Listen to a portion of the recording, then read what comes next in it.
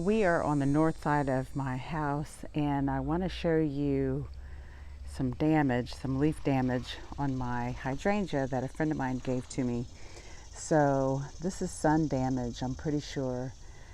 Usually on this side it's pretty shaded, so you don't get much sun, but the sun actually hits this plant directly for maybe 3 hours or so, and is struggling. So I've already moved it once. I really don't want to move it again, so I may have to either plant something in front of it to give it some shade, or put something here so that it will grow and thrive. I just gave it some food, and I accidentally got some on the leaves, so I'm going to have to water that pretty soon. But this area needs some work. This is my Waterfall Fuji hydrangea. I got this at a nursery that was going out of business, and it was really small, and this thing is absolutely massive now. So I'm not sure if I want to dig it up and maybe divide it, or I'm not sure what I want to do, but I have plans where I would like to put something tall on this side of the house, just to help give it some balance and structure, something of interest to look at that makes your eye go up. I have the Hilo elephant ear, which is beautiful. I may transplant that over to this side, because over here I have two sets of elephant ears that I planted, and for interest I think it'll look good with the stripes and the dark color foliage on the elephant ear on the Hilo. So in the winter time I may switch those, and it looks like it's divided. So that's the cool thing about elephant ears, they divide fairly easily, so you can have multiple plants. So that's like the garden giving you free plants, so I love that. So I may switch that over. So over here I have a clematis. I'm not sure the variety. I'll try to see if I can find it and put it on the screen, but I have it where I have an X pattern on here, and it's really growing. It's doing good. My husband painted the fence, or he put sealer on it, and it kind of stunted the growth a little bit, so it bounced back. But I had one on this side, and it just didn't make it. It just did not make it. So I'm not sure if I'm going to try to propagate this one and then plant it again.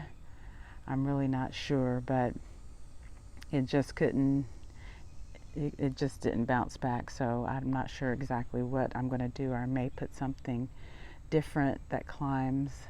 I'm not sure. Up here I went to one of my favorite nurseries, and I purchased two lantanas. Now according to the tag, it says it doesn't get very big, but I've known these things to get quite large. This is called Sunrise Rose, and I'm going to plant it in the back in the tropical garden, I believe. So it's really pretty. I love the flowers, and as I was looking at it, the hummingbirds were all over it, so this will be great. And let me see, that was $5.95 for those plants. Let's see, I'll let focus. There we go. So that was $5.95 for those. So I want to show you in the front. This is the west facing garden here. This is another tropics, I guess, tropical garden vibes I'm trying to turn this garden into, but you can see the sun has really, given these plants a beating. This is actually a peony, which I'm going to have to move. A friend of mine gave to me. Here's another one over here. We had a storm that knocked over my zinnias. I've got Edge Bright yucca plants in here. This one I divided. I dug it up. It was about as big as this one. I dug it up, and it's much smaller, but it bounced back beautifully, and it has like little pups all over it, so I can dig some of those out and replant or give away. Here's another Edge Bright yucca plant. I believe this is a little giant arborvitae. This is called redneck girl iris. This is lamb's ear. I think it's a Helen von Stein. This is a hydrangea. I think it's the Luna series, and it has like a creamy white flowers on it with a red center. Another peony that's going to have to get moved, lemon coral sedum. I've got Swiss chard. I've got an ant problem. Another not hydrangea, peony. Kale, which is going to have to come out. I believe I'm going to move these two hydrangeas only because the sun is just taking a beating on these, so I'm going to have to get these out of the ground and relocate them. Lamb's ear, and then this is an iris that I had transplanted over. I've got some daylily here. I can't remember the name of it. I don't know if I still have the tag, but I think it's Sunrise something.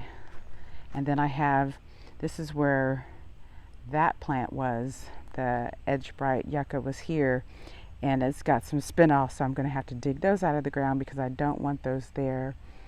And I've got some May night sage over here that needs to be cleaned up. It looks like something was trying to get in there, maybe a rabbit or something. But this bed needs a little bit of work. It's not too bad. This is the bed that I mulched a few months back. Just have some weeding to do. I may pull up the May night sage and put something else there. It starts to get really raggedy looking around July. And the heat this summer has been probably the most intense that I can remember. So I need something more drought tolerant. The yucca plants are great.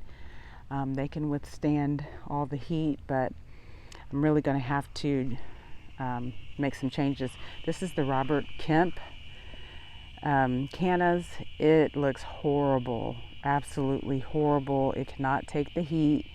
It definitely needs to go in a spot that can take just minor, not as much sun or very little sun, and mostly shade, in my opinion, at least in my region. And then here's the other Robert Kemp. It just looks horrible. But the flowers are pretty. Love the color. So there's some work that needs to be done here. The palm trees are doing pretty good. I have this one that we've been keeping an eye on. It's a little bit bigger, a lot older, and it's been very, very slow for the fronds to produce and come out, but there's more activity than ever before. And I just fertilized it this morning. It's quite tall. I couldn't even tell you how tall it is, maybe 20 feet if I were to guess. But they're beautiful trees. So yeah, I have a lot of work to do here.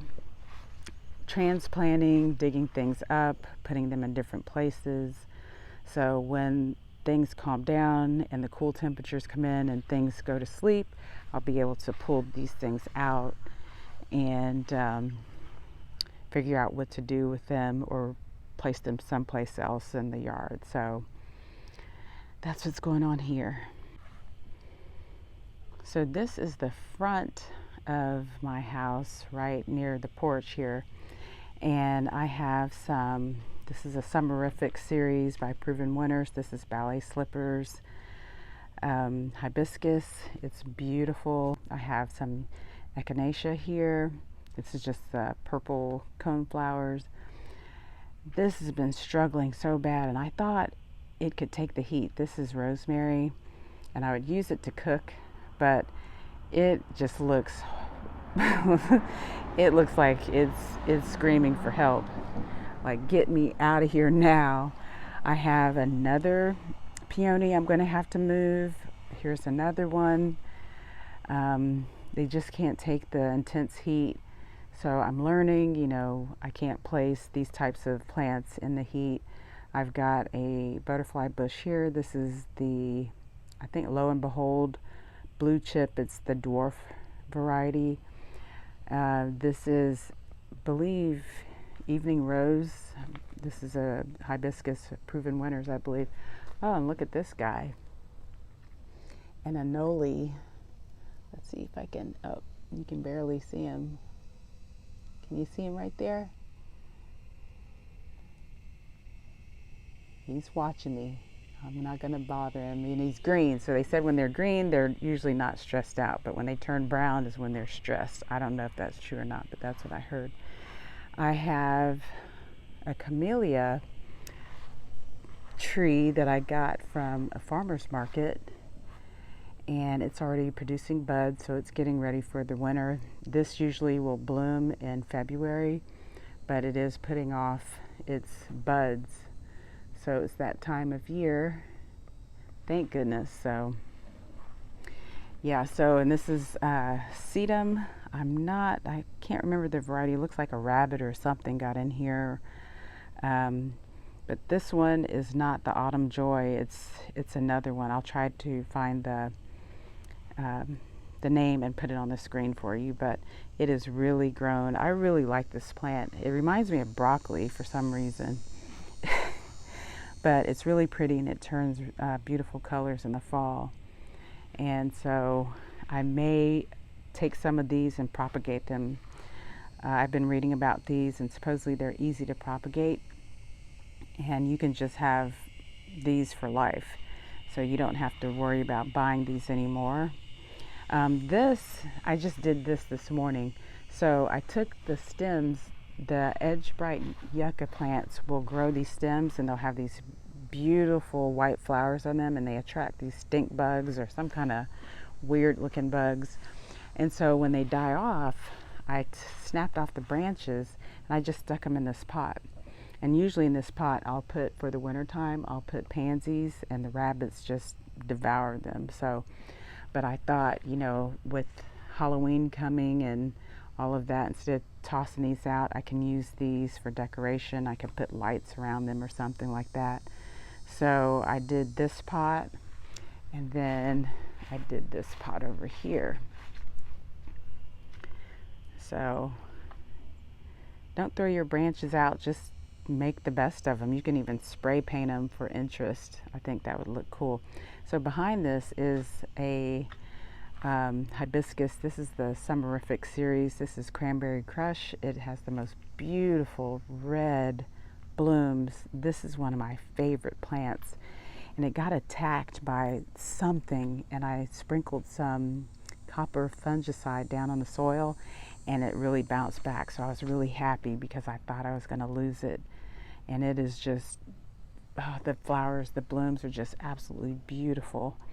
I've got some lamb's ear, some irises that are just looking really, really pathetic. They really bounce back in the spring. So it wasn't long ago that I weeded all this. This I'm going to put some mulch down, and this bed I wanted to separate it, and on this side I plan to just put pavers, so I don't have to worry about all the weeding. Just put pavers here and put them around this plant here. That is Monrovia Starry Night hibiscus. And let me show you the bloom. There's a bloom on here. And the blooms only last for like a day. But look at this. It's massive. It's so big. Like, look at my hand compared to that. It's so big. It's beautiful though. I love this plant as well. I love the dark foliage on it. This is Agara. It has just grown and gotten massive. I am going to have to divide it, so when the fall comes or the winter comes and it goes into dormancy, I will divide this thing. I love this one too, and I get compliments on it all the time. people wanting to know, what is that? That is so pretty. It just, the flowers, they look like they dance in the wind. They look like butterflies. I think that's what it's also called, the whirling butterfly bush. So it's absolutely gorgeous. I love it. This, I keep pulling it out of the ground because I don't want it here, and it keeps coming back because it just keeps seeding itself. It looks like it's got powdery mildew all over it, but I will pull it and do something else, with it. This is another iris. A friend of mine gave me this. I think this one is called Cajun Love, and it has beautiful purple blooms on it, just absolutely gorgeous, purple and yellow, I believe. This one has a lilac purple blooms on it, and a friend of mine gave it to me as well. So lots of weeding, and then I have the pink muley grass, and it has exploded. It's gotten really big. And then over here is the more lamb's ear, and this is another plant that you don't have to worry about it buying more and more and more. These are so easy to divide and move around the garden. I've done this once with one plant, and I've got several plants all over the garden, and it's just beautiful. And I get compliments on this as well, and I've given it away because it's so soft. It's like you can lay in it and roll around in it. It's like your favorite pillows. It's wonderful. I put something in this pot. I don't know what it is. I normally, like I said, I put pansies in here. The rabbits will get to them, but I don't know what. I know I stick stuff in pots all the time just to see if it'll come up, but I don't put tags or anything. And it looks like a vine of some sort, so we'll see. I don't know how far it'll get, but I put that in there. And then I cut a piece of echinacea or coneflower, and you see the seeds in there, the light colors, those are the seeds. So I'm going to harvest those, but I put it up here to dry some more, and then I will collect the seeds, and I'll be able to plant some more on next year if I need to. So this is, I have my work cut out for me. I have a lot of stuff going on, and it'll get done. It's just been so hot. I was going to say something else, but I stopped myself. It has been so hot, and I'm going to be busy this fall. I'm looking forward to it. Fall is my favorite time of year anyway. So let's go on the south side of the garden. So here is the south side, and not much going on here. This is the hottest part of the house, and yeah, I had some roses. I lost them. I have a video coming up about that, or if you've seen the video already, I'm not sure when this is going to post.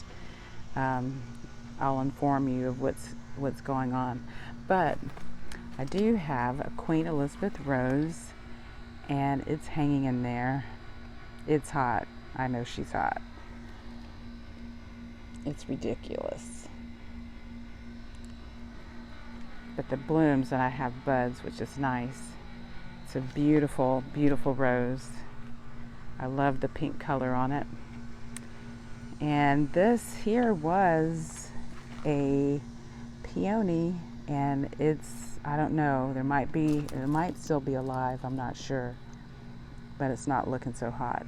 Now this one over here, this is a dahlia. I don't know